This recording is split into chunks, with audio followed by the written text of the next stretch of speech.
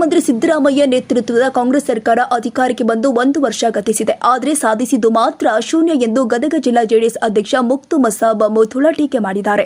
ಪೂರೈಸಿದ್ದು ವರ್ಷ ಮಾತ್ರ, ಆದರೆ ಸಾಧಿಸಿದ್ದು ಶೂನ್ಯ. ಖಜಾನೆ ಖಾಲಿ, ವಸೂಲಿ ಭಾರಿ ಅಂತ ವ್ಯಂಗ್ಯವಾಡಿದ್ದಾರೆ.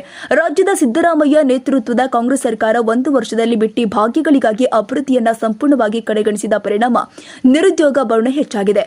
ಶಿಕ್ಷಣ ಕ್ಷೇತ್ರ ಎಡವಿ ಬಿದ್ದಿದೆ. ಉನ್ನತ ಉತ್ಪನ್ನ ಕ್ಷೇತ್ರ ಸುರುಗಿದೆ. ನಾರಿ ಕುಲ ರಕ್ಷಣೆ ಇಲ್ಲದೆ ನಲುಗಿದೆ. ಬೆಳೆಯೆಲ್ಲ ಒಣಗಿದೆ. ದಲಿತ ಕಲ್ಯಾಣ ಕಾರ್ಯಗಳು ಕುಸಿದಿದೆ. ಹಿಂದುಳಿದವರ ಅಭಿವೃದ್ಧಿ ಹಿಂದುಳಿದಿದೆ. ರೈತರ ಬಾಳು ಗೋಳಾಗಿದೆ ಎಂದು ಅವರು ಆರೋಪ ಮಾಡಿದ ಅವರು ಸರ್ಕಾರದ 1 ವರ್ಷದ ಲೋಪದೋಷವನ್ನ ಮುಂದಿಟ್ಟುಕೊಂಡು ಜೆಡಿಎಸ್ ಜಿಲ್ಲಾ ಘಟಕದ ವತಿಯಿಂದ ಪ್ರತಿಭಟನೆ ಮಾಡಲಾಗ್ತಾ ಇದೆ ಎಂದು ಅವರು ಹೇಳಿದ್ದಾರೆ. ಮುಕ್ತು ಮಸಾಫ್ ಮುಧೋಳ, ಎಸ್ಎಂ ನ್ಯೂಸ್ ಕನ್ನಡ.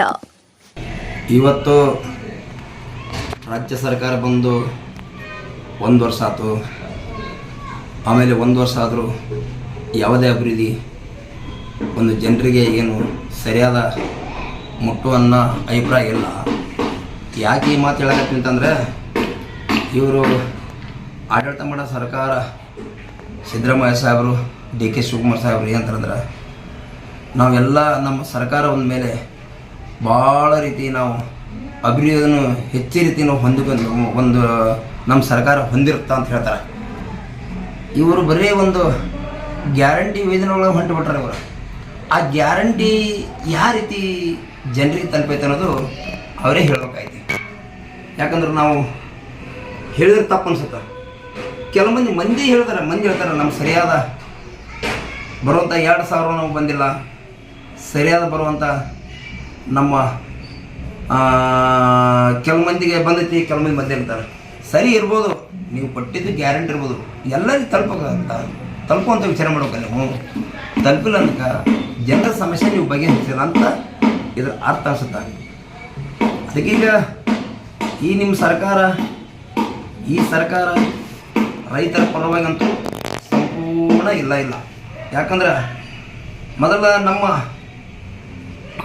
ಅನ್ನದಾತ ಅಂದ್ರೆ ರೈತ. ಆ ರೈತನ ಕಷ್ಟಕ್ಕೆ ನಾವು ಸ್ಪಂದನೆ ಮಾಡಲಂದ್ರೆ ನಾವು ಯಾವ ರೀತಿ ನಾವು ಸರ್ಕಾರಕ್ಕೆ ನಾವು ನೆನೆಸ್ಬೇಕು. ಸರ್ಕಾರಕ್ಕೆ ರೈತ ಯಾವಾಗಲೂ ನಿಮ್ಮ ಸರ್ಕಾರ ಟೀಕೋ ಮಾಡೋಂಥ ಇರಬಾರ್ದು.